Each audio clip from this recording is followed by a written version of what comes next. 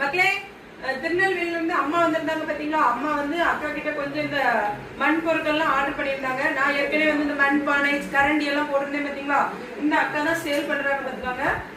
அம்மா வந்து அவங்கள்ட்ட ஆர்டர் பண்ணாலே இன்னைக்கு கொடுக்க போறாங்க. கொடுங்கக்கா.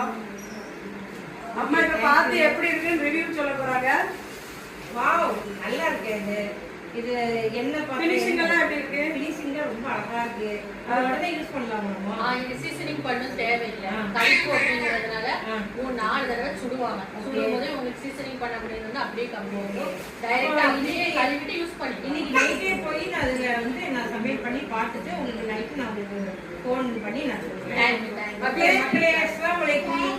நான் வந்து திருநெல்வேலியில இருந்து வந்திருக்கேன். இவங்கள்ட்ட வந்து இந்த மண் பாத்திரம் வாங்கிட்டு போனேன். இதை யூஸ் பண்ணி பார்த்துட்டு நான் அடுத்தால அவங்களுக்கு ஆர்டர் பண்ணலாம்னு.